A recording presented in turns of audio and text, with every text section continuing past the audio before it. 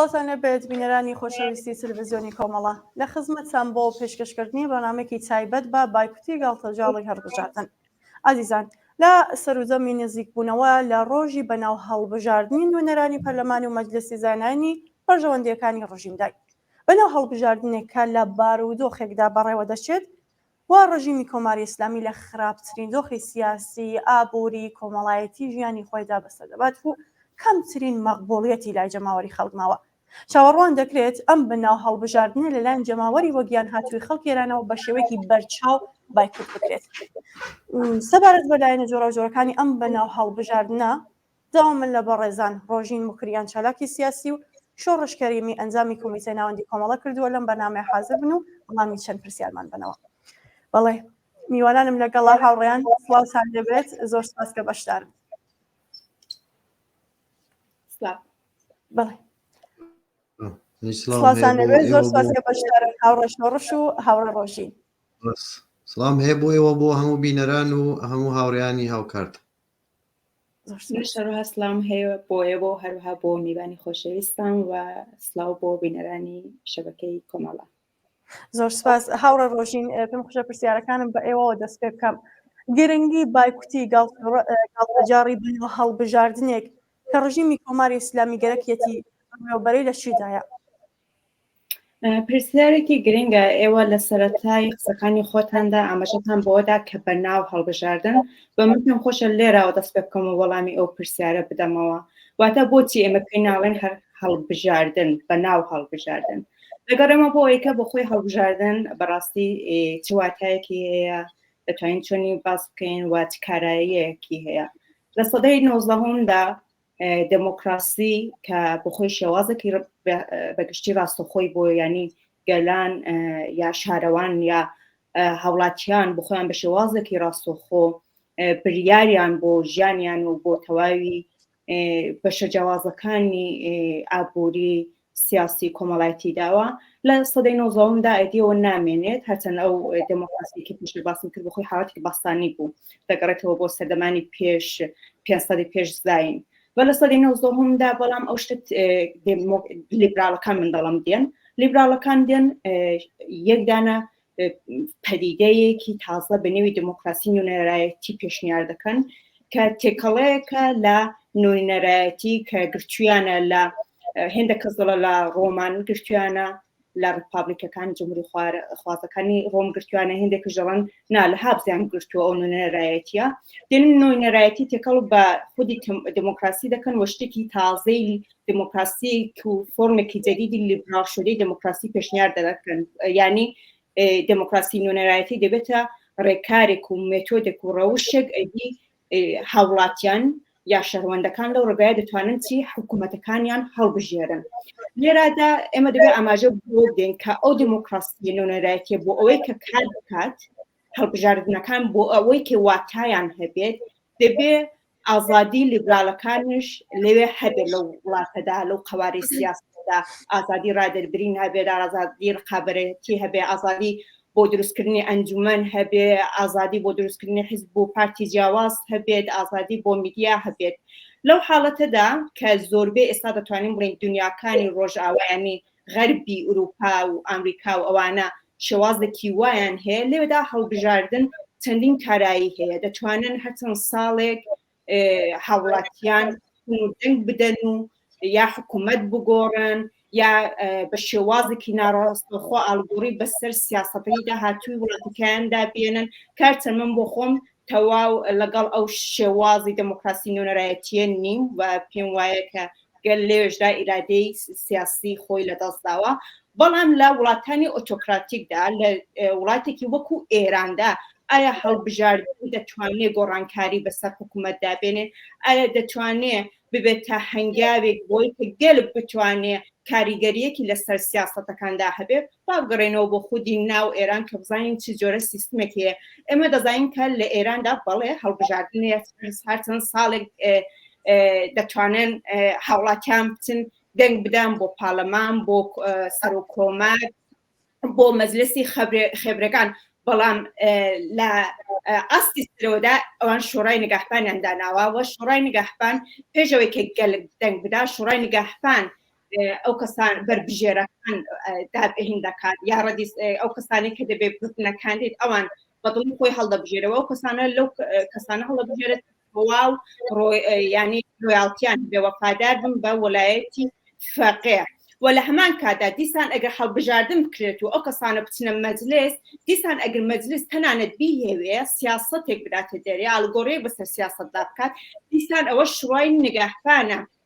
بریار دەدا ئایا ئەو لایە هەیە ئەو سیاسەتە قبول کردرێ یانە تەنانەت ئەگەر شڕای نگەهبانش قبولیکە دیسان ئەی خامنەی دەتوانێت دیسان و مافێ هەیە کە بەرگری لەو کات بە شڕای نگەهبان بخۆی بەڵێ پێکاتووە لە چێ لە 12 کەس کە بە شێوازی ڕاستەخۆ و ناڕاستەخۆ دیسان ئەلی خامنەی ینی ڕێبەری باڵای کۆماری ئیسلامی هەڵی دەبژێرێت 12 بە شێوازی ڕاستەخۆ و 12 بە شێوازی ناڕاستەخۆ چون لە ڕاستیدا ڕئیسی قۆی قەزایە هەڵی دەبژێرێت و بخۆی ڕئیسی قۆی قەزایە دیسان دەستنیشانی ئەلی خامنەیە واتە ئێمە دەبینین لە سیستمەدا چۆن لە واقعدا هەڵبژاردنەکان نمایشەکە ئەمە هەڵبژاردن بۆچی کەواتە کۆماری ئیسلامی دایناوە لەبەر ئەوەی کە هەڵبژاردن لێ یەک کارایی بۆ ڕژیمە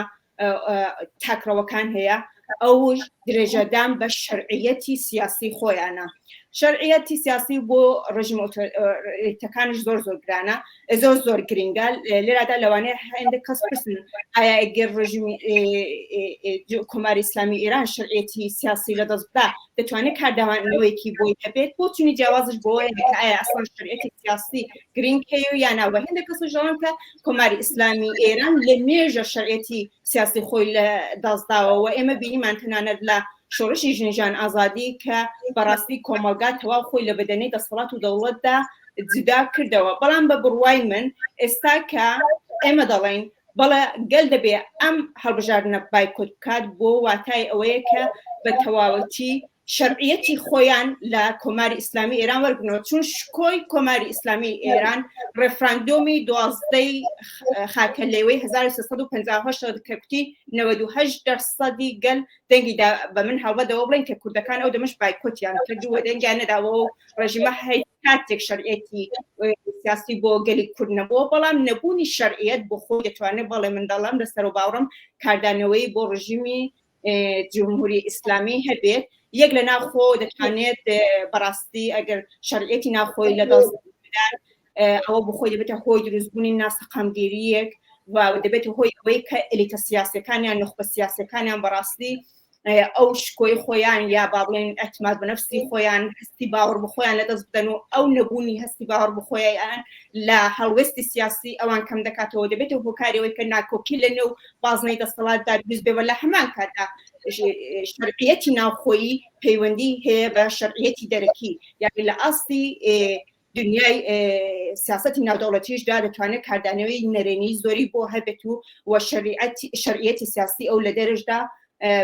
کە لە دەستی بدات ئەگەر لە ژوورێت دەبێت هۆکاری ئەوەی کا لە بواری دیپلۆماسیدا لە بواری ئابووریدا هەندێک کاردانەوەی نەرێنی بۆی هەبێت بەڵام لە هەمان کاتدا ئەوەش با بڵێن کە لە دەستدانی شەرعیەتی سیاسیش بە تەواوی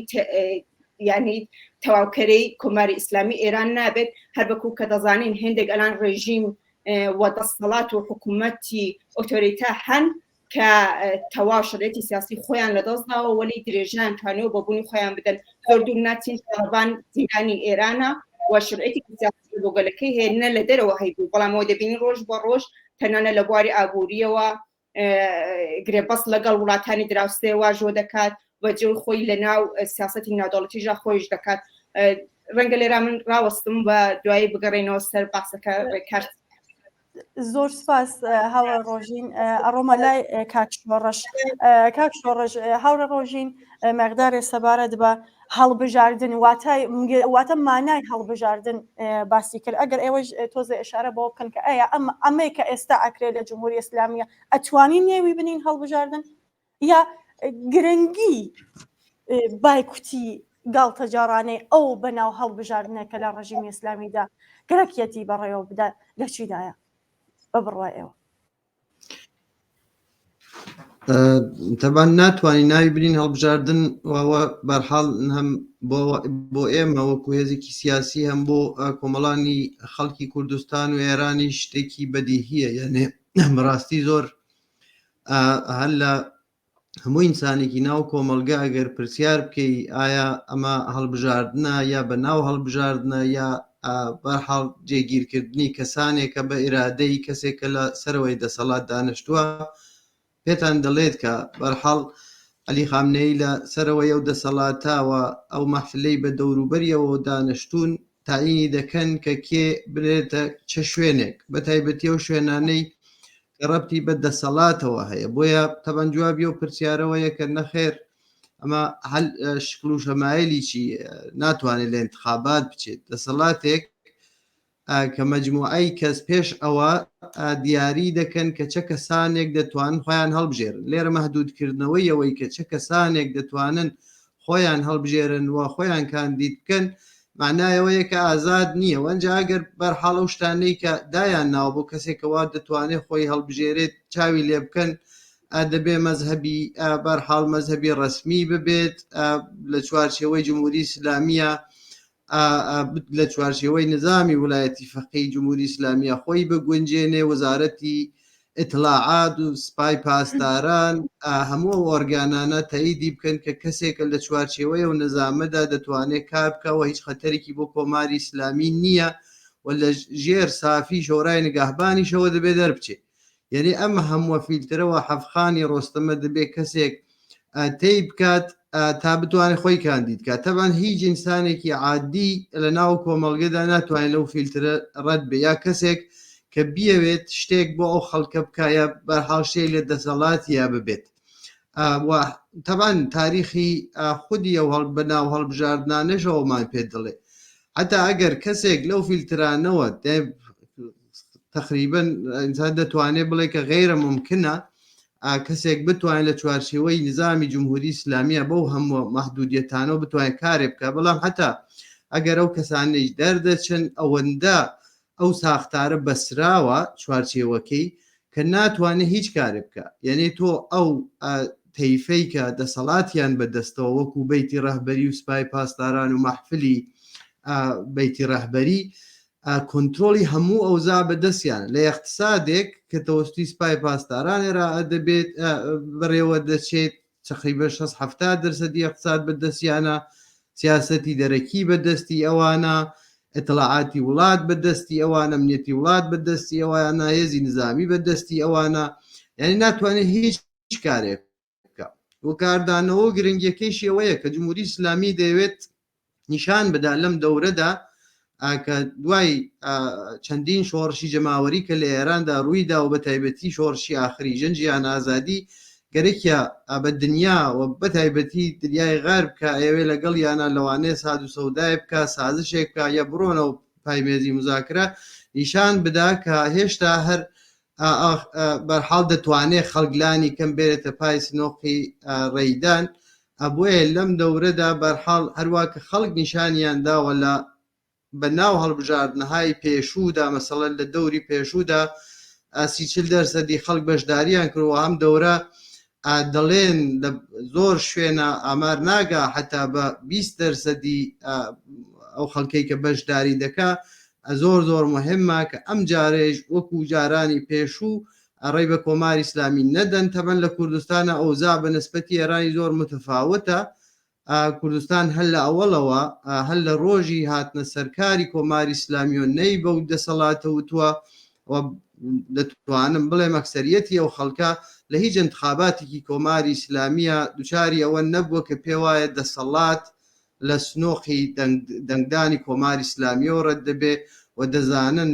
ڕەنگی ئاسایش و خۆشی و ئازادی نابینن تا زمانێکە و حکوومەتە داپلۆسێنەرە لەسەر دەسەڵات.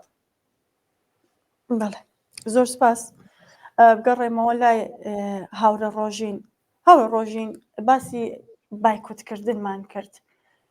ئێستا باسیەوەکەن کە ڕژیم بە شێوە و شگردێک لە هەڵدایە خەڵک بکێشێتە بەردەم سندوقەکانی جەنگدان. بەڵێ هەروەکو هاورە شۆڕش ئاماژە پێدا هەرێک لە نەزەرسەنجەکانی تەنانەت خودی ڕژیم ئەومان پێدەڵێ کە ڕەنگە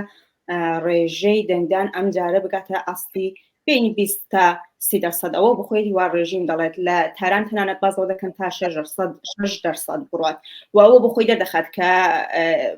بایکۆتکردن ینی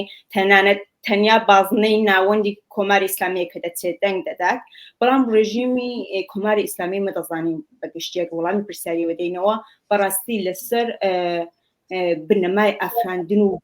بڵاوکردنی ترس و وحشت دامەزراوە و هەمیشە لە ترس و وحشەتی کەڵ وەرگرتووە بۆ ئەوەی کە درێژە بە بوونی خۆی بدا لە هەڵبژاردنەکانشدا من بۆ خۆم ماوەیەکی زۆر لە ڕۆژهەڵات ژیاوم ئەمرازێکی بۆ وێنە بەکاری دێنا حەڕەشەکردن لەوە بوو کەگەر بۆ وێنە خوێندکاری ئەگەر دەچی کۆنکور بدەیت حتمما ناسنامەکە چاو لێ دەکەن کە بزانن مۆری دەنگدانی پێوەیە و ئەوە دەتوانێت کێشت بۆ دروست بکات هەڕەشە لەو کەسانە دەکەن کە بۆ وێنە لە ئیدارەکان لە مخابرا لە شارداری لەولا لەو ئیدارە لە بەشی خزمەتگوزاری کە سەر بە دەوڵەتن وەلی لە دەوڵەتەوە پارەکەیان دێت یعنی حقوقەکەیان دێت هەڕەشە لەوان دەکات لە ژێر چاودێران ڕادەگرێت و لەو ڕێگایەوە دەیهەوێت کۆنتڕۆڵیان کات و مەجبوریان کات دەنگ بدەن و لە هەمان کاتدا گرنگە ئاماژە بۆەوە بدەین کە دروستە شۆڕای نەگەهبان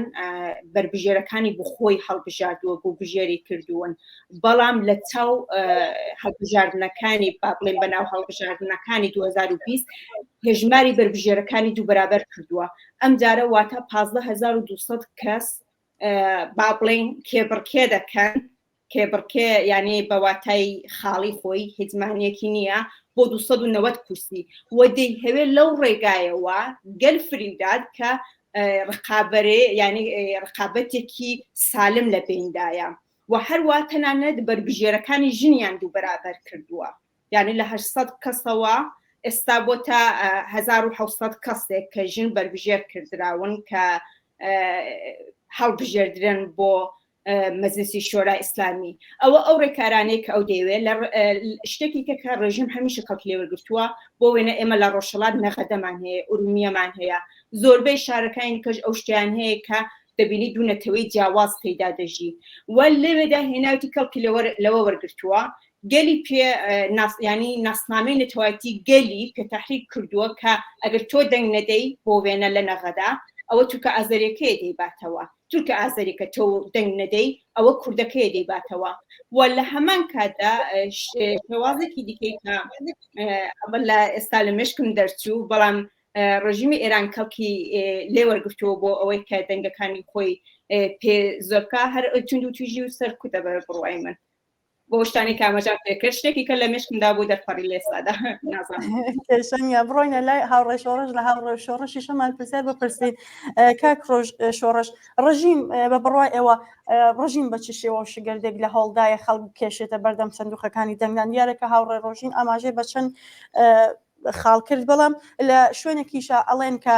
دەنگ نەدان ئەواتە یعنی مانەوە لە وەزعی مۆجود لەو ئەمە چۆن لێکەدەنەوە وڵات جوابی و پرسیاری آخرتان لە پێشدا دەدەمەوە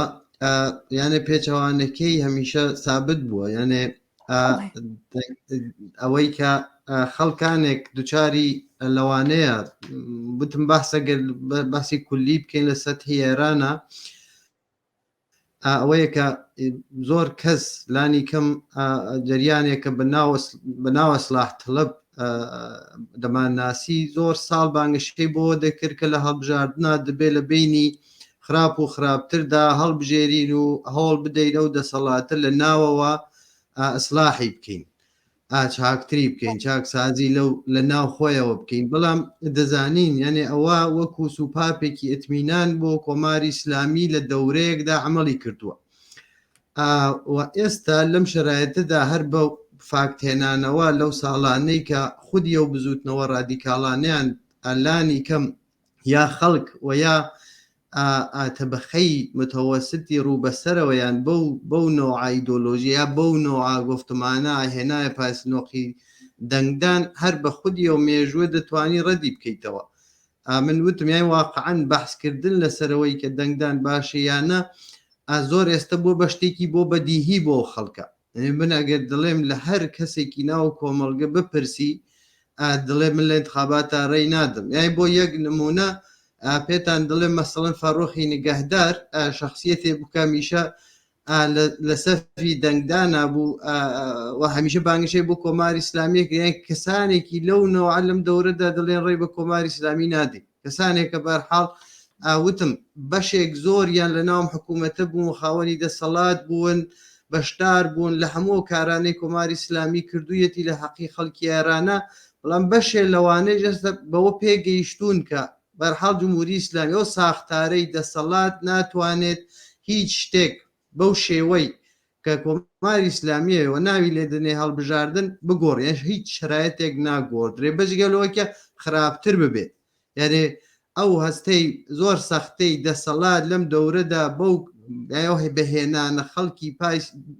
پایسنۆقی دەنگدان مەشروعیەتێک کە نیەتی بۆ خۆی بەدەستی دێنێت جا مهمیش نییە بە چە شکلێک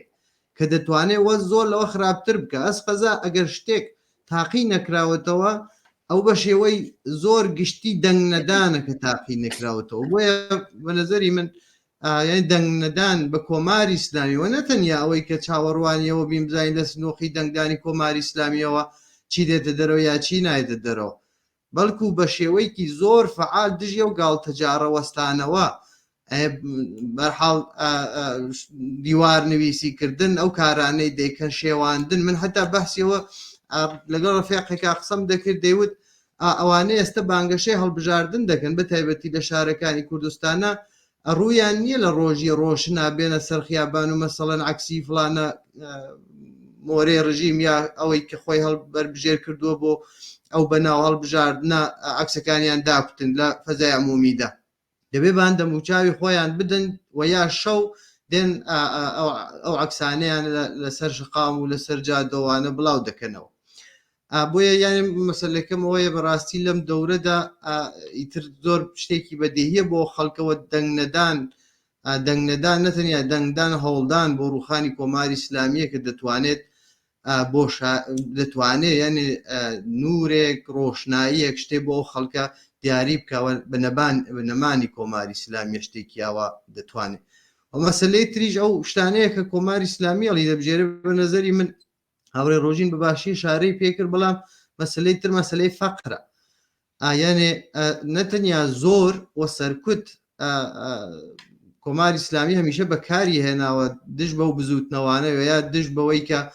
کەسێ بەرا لێ ئەو فعالیت بکە ئەو تاکتیکانەی دەیباتە کار بۆ لەسەر دەسەڵاتمانەوەیە بەڵکو مەسلەی تر مەسلەی فەقرە چاوەی کە وەکو هێزی سەرکوت بەکاریان دێنێ بەسیج و ئەوامڵی وەکو بەسیج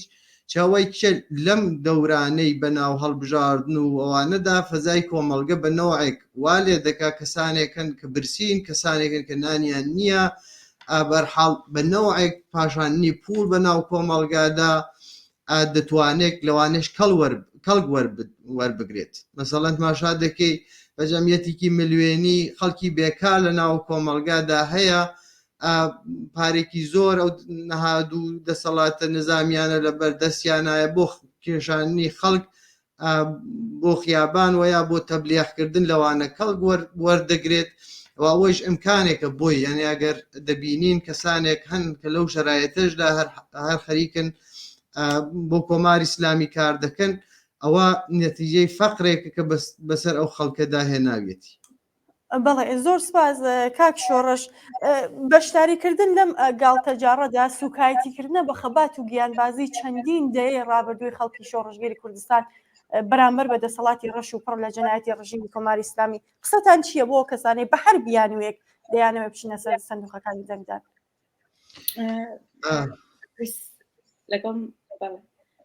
بەڵێ هاوڕێ شۆڕش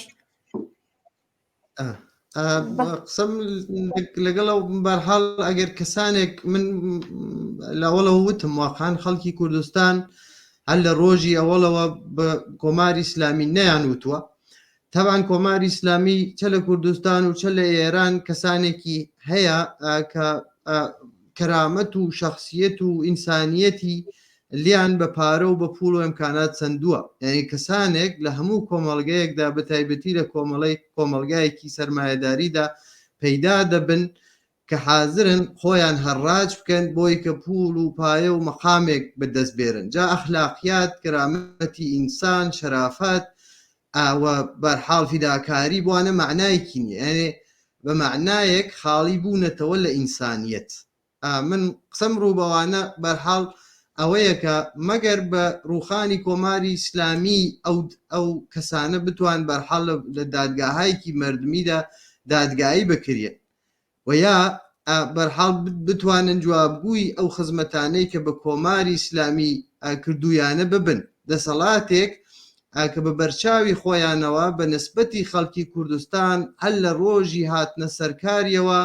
بە تۆپ و تەیارە و محاسرە و لێدان و کوشتن و بڕین و بەوانەوە دەستی پێکردووە. ئێمە ڕۆژ نییە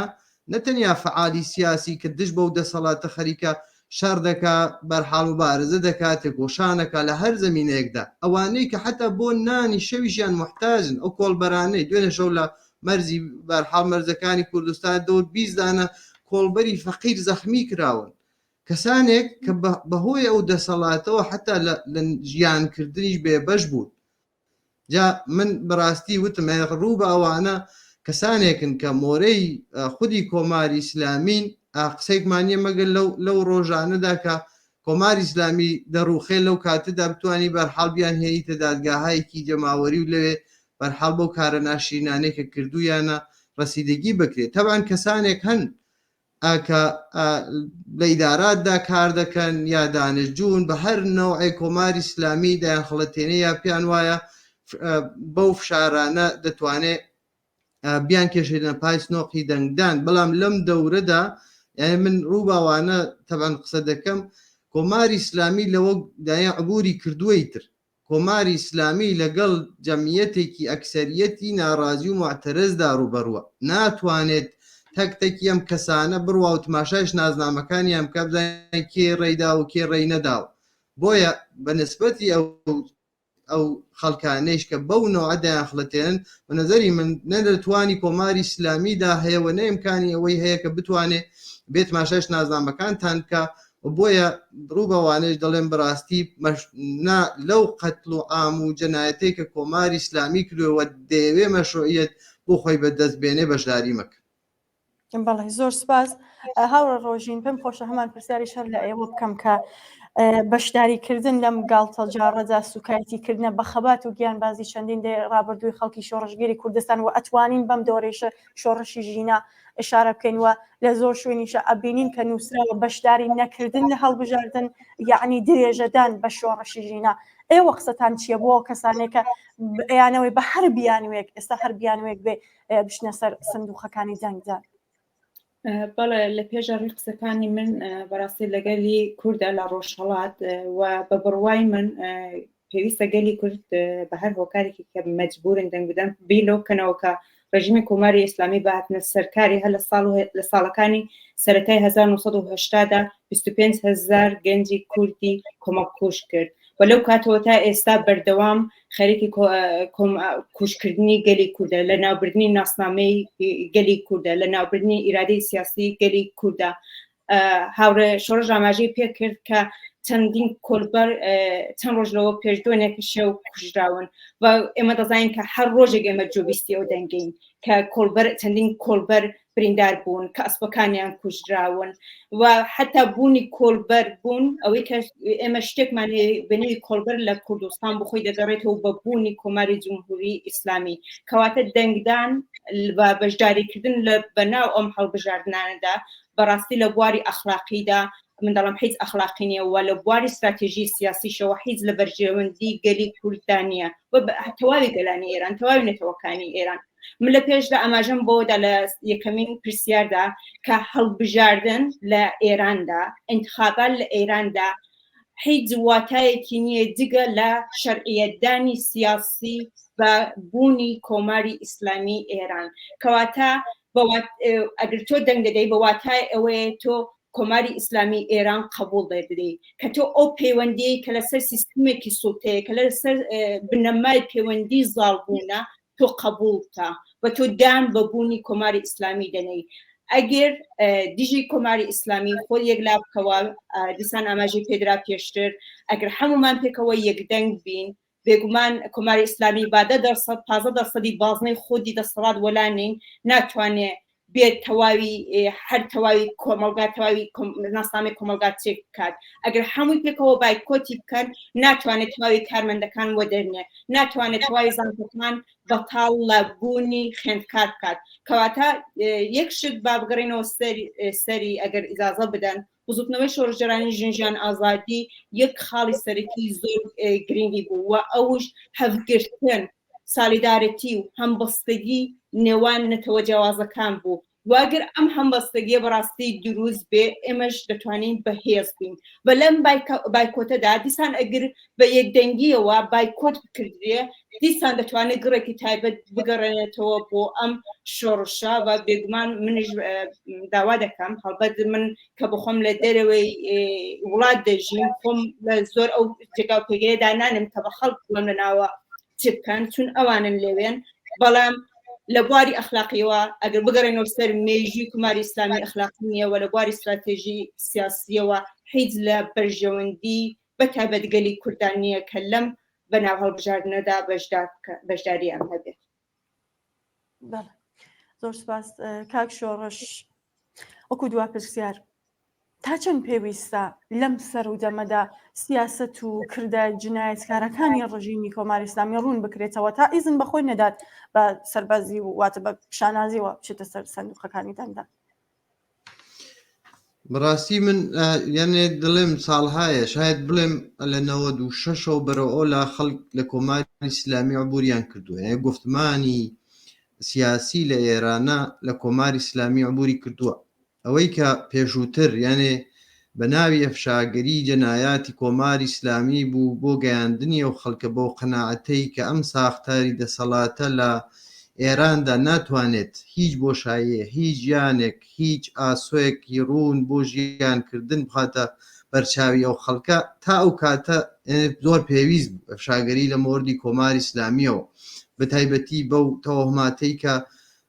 دوای دووەمی خۆرداد و هاتنە سەرکاری خاتەمی و ئەوانە دروستیان کرد لەو دەورەدا زۆر مهم بوو کە بەرحاڵ جەنایاتی کۆماری ئیسلامی ڕوون بکرێتەوە ڕوو بە دەرەوە ڕوو بە ناو خەڵکی ئێران کە بگەین بۆ قەناعەتەی کە ئەم دەسەڵاتە هەتا ما بێت هەر کوش و کوشتار هەر بێکاری هەر فەقر هەر نەداری هەر سەرکۆت هەر ئەعدام هەر شتایەکی لەم نەوعە فەساد بە دوای خۆیدا دێنێ بەڵام لە ئێست لە 96 بەرەوە ئەولا و دوای شۆڕشی ژنجیان ئازادی کە بینیمان خەڵک بە کۆمەڵ چۆن دژ بەو دەسەڵاتە دەوەستێتەوە ئەو کاتەی ترێمە ئێستا پێویستمان بەوە هەیە چۆن عبور بکەین لەم دەسەڵاتە یعنی ئیجاد نەتەنیا ئیجازە نەدەین گاڵتەجاری ئاوا بکەوێتە ڕێوە یعنی واقعەن لە قەرنی 21دا گاڵتە بە ئەقڵیەتی خەڵک بکەن بۆ یاسە گفتمانێک کە ئێمە چی بکەین بۆ لەو دەسەڵاتە عبور بکەین ئەوەی کێمە وتم زۆر ئینسان دەبێت بکەنێ کەسێک لەسەرەوە یەو دەسەڵاتە دانیشتووە دوو نەفرت پێ معرفی دەکا لەفەرمەوە دوو نەفرە دانێکیان هەڵبژێرە ناویەوە لێ بن انتخابات کەسانێک کە بەرحاڵ دەستیان هەتا بناغە لە خوێنی ئەو خەڵکەدا سوور بووە و لەو ماوەیەکە لەسەر دەسەڵاتە بوون نەتەنیا هیچ شتێکی باشیان بۆ خەڵکە نێناوە هەر زۆڵم و زۆر و جەنایەت بووە بۆیە من یان لێرە دڵێم بەڕاستی لەم دەورەدا پێویستیەوەی کە ئێمە بزانین و یا کار بکەین لەسەرەوەی کە چۆن دەتوانین بە کەڵگوەرگرتن لەو شۆڕشانەی کە چەندین شۆڕشی جەماوەریمان ناوەچە پشتەریەک و ئاخرینەکەی شۆڕشی ژنجیانی ئازادی بوو دەتوانین لە کۆماری ئیسلامی عبور بکەین و ئەوەش گفتمانێک نییە خارج دەوەی کە ئینسان چاو بگێڕێ هەم لە شۆڕشی 57 کە ڕووی داوە هەم شۆڕشهایەکی ترکە لە سەتحی دنیادا ڕووی داوە شۆڕشهایەک کە نەتەنیا دەموچاوی دیکتاتۆرەکان دەگۆڕن بەڵکە شۆڕشێک بێت کە تەواوی ئەو بناغانە لە ڕیشە دەردێنێ و شۆڕشێکی سەرکەوتوو بێ ئەویش گەڕانەوەی دەنگە بە خەڵک یعنی ئەو نوێنەرایەتیکردنەی کە خەڵک 4 ساڵجارێ دەڕێتە پای سندۆقی دەنگدان و یەک لە دوای یەک دیکتاتۆرێک هەڵدەبژێری لیبراڵێک هەڵدەبژێرێ خەڵک نوێنەرانی واقعی خۆی هەڵبژێرێ خەڵک بتوانێت دەنگی خۆی هەبێ هەموو ئینسانێکی مەحبوبی ناوە کۆمەلگا هەموو کەسێک کە دەتوانێت ژیانێکی باش بۆ خەڵکە بێنێ یاتمادی و خەڵکەی لە پشتە بتوانێت خۆی هەڵبژێ و نوێنەرایەتی و خەڵکە بکەوەگەر دەسەڵاتەکەی بە دڵی ئەو خەڵکن نەبوو بیکێشنە خوارەوە. نظری من لەم دەورەدا ئێمە پێویستیمان بە گفتمانێکی ئاوایە بە ڕێگە حەلێکی ئاوایەوە ئەویش پێک هاتوو بە نظری من لە هەموو بزوتنەوانەی دش بەستەمی نەتەوایەتیە لە ئێرانە نەتەوەهایەکی بەلوچ و تورک و ئازەری و عەرەب و کورد و هەموومانە حتا فارسیش بتوان بەیەکەوە دش بەو دەسەڵاتە کە دەسەڵاتێکی ناوەندگەرایە شەڕ بکەن بزوتنەوەی معلمانمان هەیە بزوتنەوەی کرێکاریمان هەیە بزوتنەوەی خاننشینانمان هەیە بزوتنەوەی ئینسانهایە کە بۆ بەرحاڵ بۆ پاراستنی ژینگە خەریکن شەڕ دەکەن دانشجویانمان هەیە ئەوانە دەتوانن دەسەڵاتێکی باش دەسەڵاتێکە بە بیر بە بەحسی ئەسپاتی دێتە گۆڕەوە بتوانن بەرحاڵ ئەو بەحسە لە ناو کۆمەڵگەدا جێبخەن و هەوڵ بدەین کۆماری ئیسلامی بڕوخێنین و کۆمەڵگەیەکی ئازاد و بەرابەر بۆ هەموو کەس بەدی بێن. زۆر سپاس هاوڕێ شۆڕژ من پرسیارێکم نەماوە ئەگەر لە کۆتایی بەرنامەکە ئەتانەوێ ئاماژە بە شتێکی نەوتراو بکەن بفەرموون. هەلو منی زۆر سپاستانەکەم و دەستان خۆش بێت. زۆر سپاس هاوڕێ ڕۆژین ئێوە ئەگەر قسێکتان هەبێ ڕۆ بە خەڵگیا شتێکە لە توی بەرنامەکە ئاماژە پێ نەدراوە بفەرموون.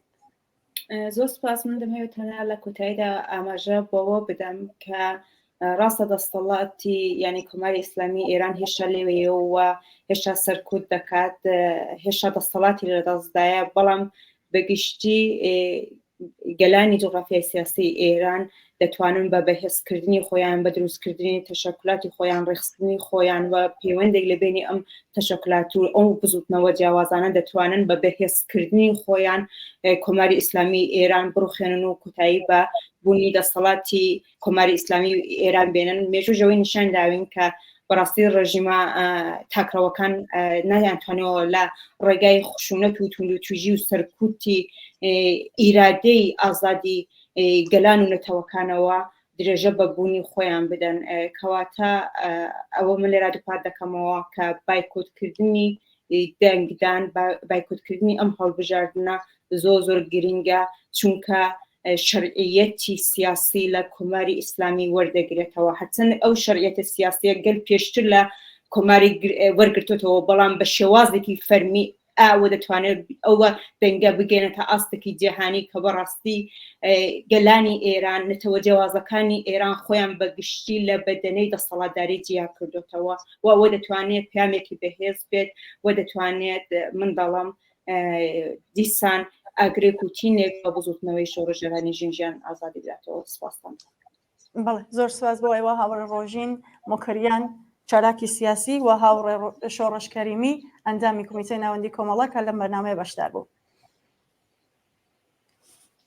بەڵێ ئازیزان و بینەرانی خۆشەویست زۆر سپاس بۆ ئێوەش کە تاکو ئێستا بینەرمان بوون تا بەرنامەیەکی دیکە ماڵەوە.